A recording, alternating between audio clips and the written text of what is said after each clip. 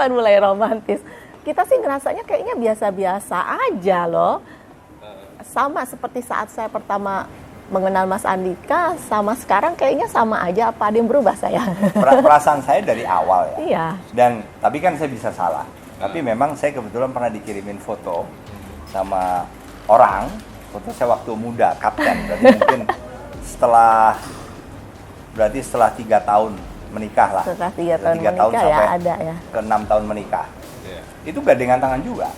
Emang Berarti dari dulu. Jadi dari dulu, benar. Saya nggak lupa gitu ya. Inspirasinya ya mungkin karena saya sayang sama Mas Andika dan mungkin Mas Andika sayang sama saya atau tidak? Iya mungkin kebetulan pribadi saya kan ada trauma lah waktu kecil sampai dengan dewasa. Dan saya udah cerita lah di banyak wawancara. Jadi itu mungkin yang membantu saya. Saya jangan sampai kita kemudian tidak mensyukuri. Karena banyak jadi korban nanti anak-anak. Nah itu aja lebih.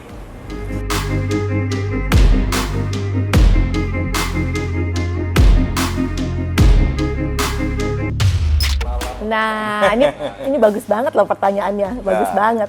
Orang kan cuma ngelihatnya gandengan gitu ya, oh, pasti mesra banget, romantis banget. Mas Andika ini bukan orang yang romantis. Biasa aja saya. Biasa aja. Mas Andika bukan tipe orang yang suka ngasih bunga. Ya betul. Ngasih bunga hampir nggak pernah. Nggak pernah, tapi makan malam selalu bersama. Oh iya, selalu. Jadi kita nggak merayakan misalnya khusus gitu, enggak. Saya dulu marah-marah sering waktu awal-awal menikah. Kenapa? Dulu Hetty ini kayaknya sering main dulu waktu remaja ya, waktu masih single. Jarang di rumah. Sering lah main. Remaja pada umumnya. Begitu menikah, mungkin masih belum tahu saya, namanya baru menikah kan mungkin masih yang bagus-bagusnya aja gitu. Nah, suatu saat saya pulang kantor kok belum pulang. Ya. Sekali begitu pulang, saya tanya dari mana? Dari main, oke.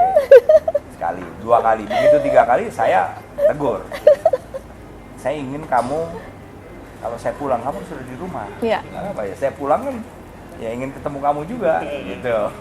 Ya, jadi emang sejak itu saya sampai sekarang Mas Andika pergi itu saya nganter dia sampai ke depan rumah dan Mas Andika pulang saya yang harus menjemput Mas Andika. Saya mengharuskan diri saya sendiri. Jadi apapun kegiatan saya, kalau saya tahu suami saya mau pulang, saya pasti lari cepat-cepat harus sampai di rumah duluan dan membukakan pintu untuk Mas Andika sampai sekarang.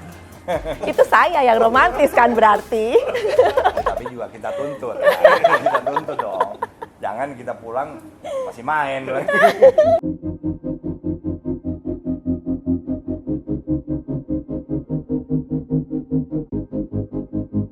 Yang membuat saya cinta sama Mas Andika, dia orangnya baik, sabar. Sabar. Kita pacaran sesudah menikah. Tapi apa ketertarikan itu memang sejak ketemu pertama. Iya ya. Saya merasa ada yang spesial dengan wanita inilah, cewek ini ada yang spesial. Tapi nggak berani ngomong sama sekali lah.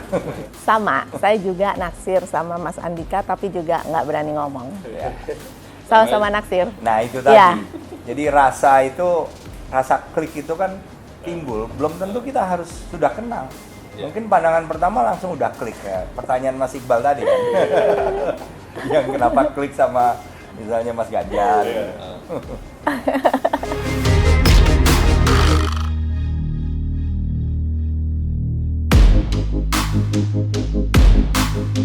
Kita justru Angel lah yang bilang waktu itu pernah ada temennya main. Terus pas pulang di sekolahan katanya diomongin, katanya baru lihat apa orang tuanya Angela kok mesra banget bla bla bla bla gitu. Itu hari-hari begitu. Iya, nanya itu hari-hari begitu ya Itu gitu. hari-hari orang tua kamu gitu. Karena dia main ke rumah, dia lihat kami gitu. Terus Angela juga bingung apanya, perasaan orang tuanya biasa aja, kita Menurut juga. dia biasa aja. Kita juga merasa biasa aja. Gitu.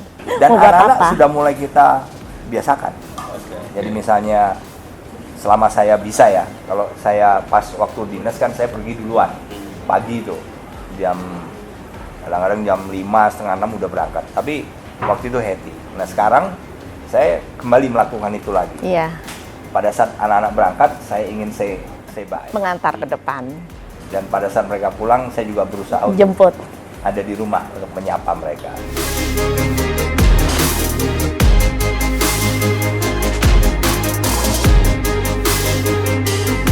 Alex, anak saya yang paling Anak besar. pertama. Dia kenal papanya, dia kenal dedinya tuh cuman dari foto pakai baret merah Waktu kan. lahir saya masih ada. Waktu Alex lahir saya nungguin. Masih nungguin. Nungguin. Habis Habis itu itu saya pergi. berangkat, habis lahiran berangkat. Jadi dia hanya kenal bapaknya kan dari foto. Nah, hari pulang bapaknya dari tugas operasi waktu itu 1 tahun lebih kita nggak ketemu kan. Terus kita jemput. Nah, keluarlah dari Hercules kalau nggak salah Dari waktu itu. pesawat. Nah, Dari Hercules. jadi Alex ini ngelihat baret merah pertama keluar, dia bilang, "Daddy." Nah, baret merah yang kedua, "Daddy." Baret merah yang ketiga kan, "Daddy, Daddy, Daddy, Daddy." Gitu, banyak banget daddy-nya gitu kan. Baret merah semua. Nah, Karena pas dari jauh kan. ya pas bapaknya beneran dateng meluk dianya malu. Dia takut, dia Asik bingung. ya. Iya, siapa ini gitu. Wah, Dia nangis. Waktu itu nangis. kita udah nggak tahan. Karena kan, aduh, udah lama ya. 1 tahun lebih. 1 tahun lebih kita nggak lihat, terus tahu-tahu Udah bisa jalan. Nah,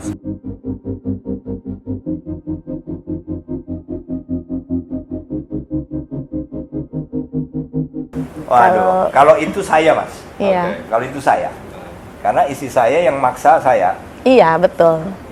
jadi saya disiplin sejak dulu. Nah kalau Hetty ini nggak disiplin, Betul. nggak disiplin, sampai dengan dia sakit, waktu itu hepatitis C, kira-kira tahun 2012 lah. Nah abis itu ada pernah gejala stroke. Juga 2013. bersambung lah itu 2013. Nah, tadinya kan saya nggak pernah terlalu mendikte. Ya udah, yang penting kalau soal keluar main gitu ya harus diatur. Tapi begitu tiba pada mengendalikan makanan, ini kan nggak pernah. Saya Apalagi suka olahraga, jajan, nggak ibu-ibu pernah. kan biasa lah. Tapi setelah sakit itu, apalagi gejala stroke ya, itu sudah bukti. iya, oke. Saya habis itu langsung keras. Oke, stop. Udah cukup semuanya nih sekarang. Mulai saat ini nggak boleh pergi sama sekali. Saya nggak boleh pergi sama sekali.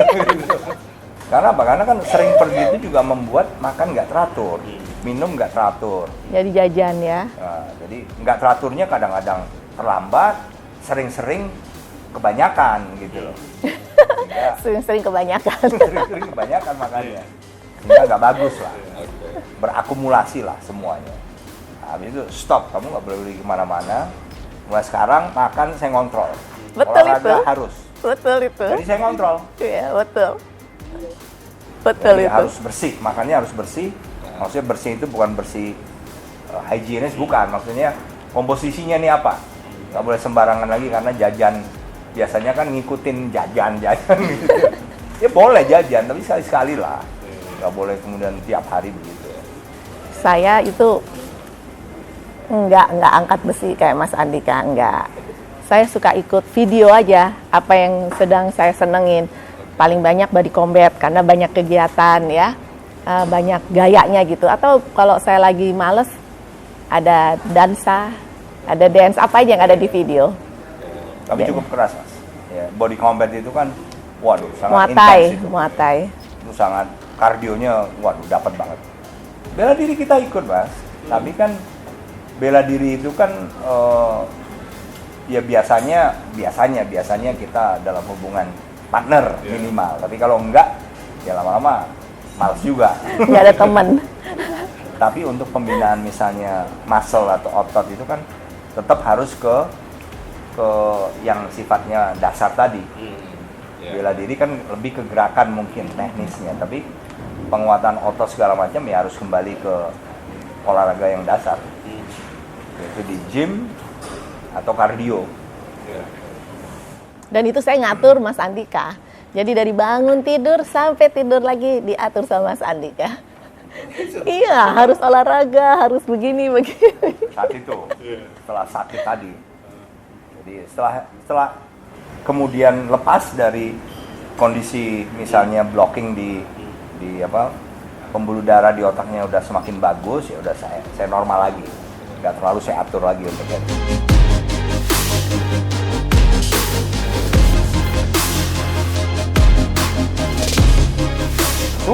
Sudah. Jadi Alex sama Andrew, anak-anak saya yang laki dua-duanya sudah disiplin. Ya. Kalau yang laki disiplin kayak olahraga disiplin. Iya. Hampir tiap hari. Awalnya mungkin ya. Awalnya lihat, terus begitu mereka sudah dewasa, bareng sama Daddy. Dan sekarang udah biasa sendiri ya. Sekarang kayak, sudah kan menjadi bagian. Iya, karena Andrew kan juga tinggal di Melbourne, tinggal di Seattle juga sendiri, dan dia punya waktunya tertib lah, dia disiplin jam-jam olahraganya. Alex juga di Surabaya begitu. Kalau yang perempuan kayak saya, masih belum disiplin.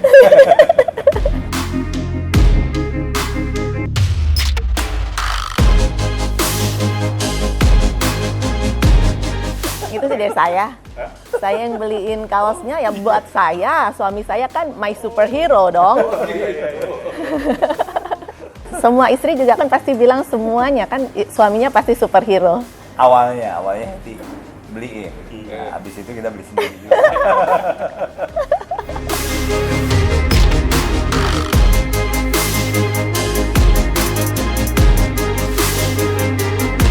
Sebetulnya saya tidak membebaskan 100%, Mas.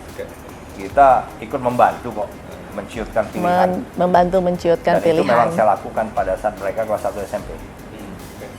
Jadi mulai kita perkenalkan, walaupun di sekolah mereka juga sudah sebetulnya mulai diperkenalkan oleh sekolahnya. Tapi saya membantu, karena kan kita selalu ngomong, makan malam tuh ngomong waktu itu. Yeah. Sampai anak-anak, ya mungkin sampai kuliah pisah rumah lah, baru itu. Nggak lagi, karena udah pisah rumah kan. Anak-anak di Jogja waktu itu, terus waktu spesialis Alex di Surabaya. Nah itu kita selalu ngomong makan malam, tadi apa aja di sekolah. Iya. Itu kan bagian dari kehidupan keluarga lah, Mas. Kebetulan juga di sekolah mereka itu ada waktu-waktu khusus yang career day itu, yang diundanglah para profesional untuk datang bercerita tentang kehidupannya ke anak-anak. Jadi mereka juga cerita ke dedinya. Tadi acaranya yang datang profesionalnya siapa, terus cerita, berbagi cerita ke kita. Nah, dari situ baru kita diskusi. Kamu pengennya mau jadi apa? Wah, ini oke, kalau belum tahu jadi apa, gimana? Kamu waktu misalnya nanti suatu saat kamu pengen apakah lebih ke berhubungan dengan ngajar atau misalnya bisnis atau nah itu proses, Mas. Proses, jadi nggak kemudian cepat juga. Tapi rata-rata mereka SMP kelas 2 itu sudah memutuskan, atau kelas 3 awal itu udah punya putus. Ya, sudah memutuskan. Dan kita tidak pernah melarang, nggak pernah. Misalnya masuk TNI. Nggak pernah kita larang. Kita memperkenalkan juga. Saya cerita banyak. Makan malam itu kan cerita juga. Mereka cerita, kita pun cerita. Ini loh yang jadi hadapi. Jadi secara tidak langsung mereka dengar terus update. Nah bahwasanya mereka memutuskan tidak di TNI kan, kita juga nggak bisa maksa, nggak apa-apa. Kalau saya enggak, ya saya bimbing itu benar-benar dari hati saya. Selama mereka sudah menciut pilihannya dan menurut saya masing-masing sudah bagus, ya sudah. Nah kalau Eti nggak tahu nih. Kalau saya sih ada. Pengen banget. Alex udah lewat, enggak kan? Angela enggak. Jadi Andrew waktu lulus SMA, masih SMA, saya bilang, ayo dong, kamu yang jadi tentara dong, gitu.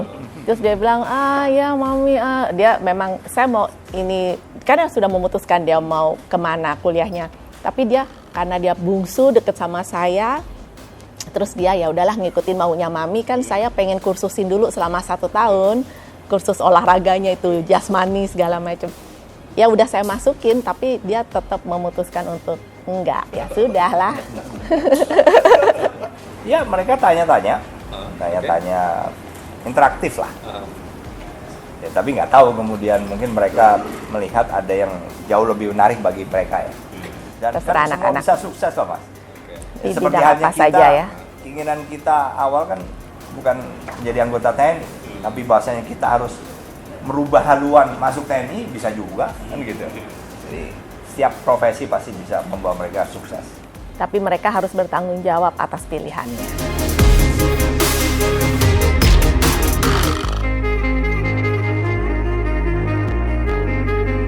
Nah, jadi kebetulan Generation Z sekarang, milenial itu kan agak beda lah dengan kami-kami. Anak saya yang Generation Z cuma Andrew, kalau nggak salah, yang paling bungsu aja. Yang jelas mereka kan dibanjiri oleh informasi nih Mas, dalam kehidupannya. Karena memang teknologi sudah membuat mereka menjadi bagian dari kebutuhan mereka.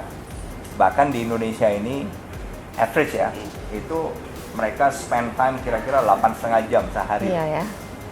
Konstan komunikasi ya. Berarti generasi mereka ini over communicated atau komunikasi yang lebih dari generasi-generasi sebelumnya, lebih banyak. Juga information overload atau kebanjiran banyak info yang mungkin lebih banyak nggak diperlukan. Nah, kondisi seperti ini membuat kemampuan untuk fokus itu agak kesulitan. Karena memang temptation-nya, Lebih banyak godaannya, temptation. banyak info segala macam, sehingga yang mau digeluti itu akhirnya kadang-kadang kalau nggak hati-hati bisa hilang nih fokus nih. Jadi nasihat saya, kita harus tetap punya fokus. Kita nggak bisa meninggalkan teknologi menjadi bagian dari mereka dengan segala kelebihan kekurangannya, ya, sosial media, sekarang artificial intelligence itu akan menjadi bagian dari hidup mereka, tapi sering-sering misalnya mereka juga tetap bersosialisasi dengan minimal dengan orang tua, adik-adik, kakak di rumah aja, untuk memastikan bahwa mereka masih punya orang yang memberikan feedback. Mereka di sosial media mereka pasti banyak yang memberikan feedback, bahkan mungkin bully ya, yang itu juga kadang-kadang negatif. Tapi dengan mereka tetap menjaga hubungan sosial beneran dengan orang tua, adik, kakak di rumah, saya yakin akan lebih balance lah, minimal ada yang mengingatkan. Dan juga kalau mereka jujur terus ke orang tua, ke adik, kakak, teman-teman sekitar, semoga mereka nggak terlanjur kejeblos lah ke hal-hal yang mungkin tanpa mereka sadari mereka sudah lalu. Kalau dari saya sama seperti ibu-ibu yang lain ya, anak-anak ini saya berharap mereka berkarya dengan hatinya dan tapi tetap hati-hati.